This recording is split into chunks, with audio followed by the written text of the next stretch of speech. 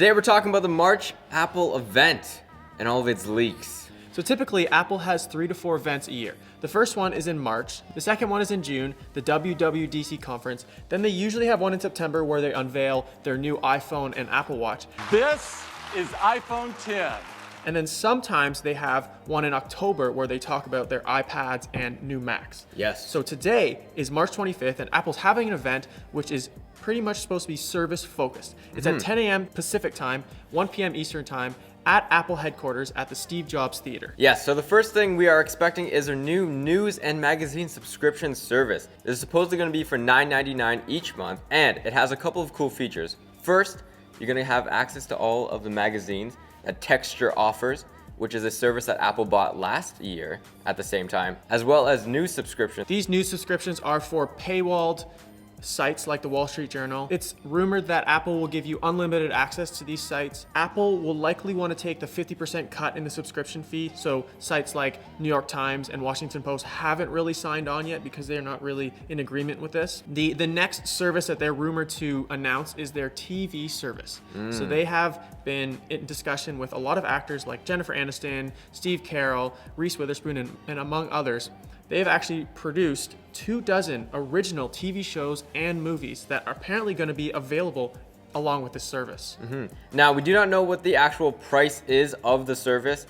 It's supposed to be around $9.99. That's Probably kind of for what the Netflix base, does. but then they might have like a premium option or something like that. That's true. Now, it's also rumored that they're going to be offering cable channel subscriptions as well, where they have bundle packages that you can purchase for a certain amount each month, and you get all access to those. So this might be like the premium service. The base one would give you access to kind of like TV shows and movies and maybe a few subscriptions, but then you could upgrade to maybe have access to HBO or Showtime or Starz, which are providers that Apple has been partnering with. So Apple is not trying to compete against Netflix. This is what Record reported.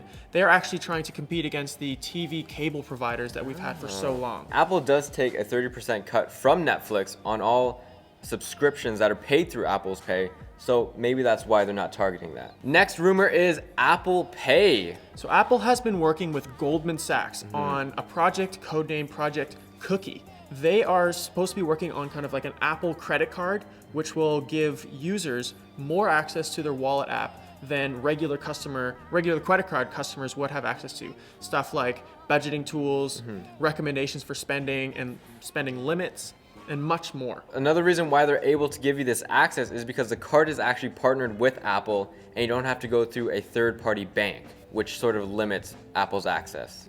David Stark, who is a Goldman Sachs partner, is actually heading this project, and he has said that there are 30 to 40 Goldman Sachs employees alone working on this project, so I'm sure they're working very, very hard. This is just Goldman Sachs too. Then there's a bunch of Apple employees who are working together on this as well. Now, the last thing we are expecting for today is iOS 12.2. There's been a beta floating around recently, and it's supposed to be coming out today.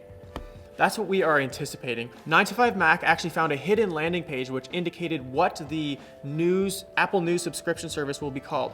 And they say it's going to be called Apple News Magazine. I'm hoping it's called Apple Newsstand, which is actually an app that they released in iOS 9 that they may be bringing back. This Apple News subscription service will be built similar to how you pay for Apple Music, which is through iTunes. Another reason why we think iOS 12.2 is going to be released today is because the AirPods second generation actually require iOS 12.2 to work with the H1 chip. And thirdly, the new iPads that were released last week as well also come pre-installed with iOS 12.2.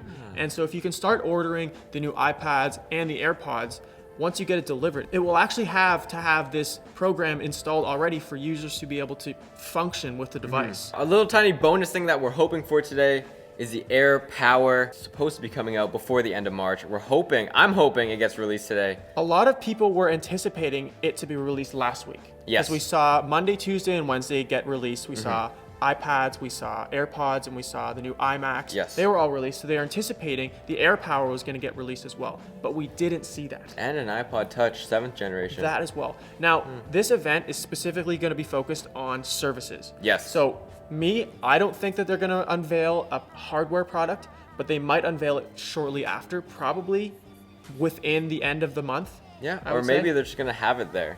You never know. I don't know. Well, those were all the rumors that we have. The final leaks for the 2019 Apple March event. If you guys enjoyed the video, you know what to do. Let us know in the comments below what you want to see next. And subscribe if you're new.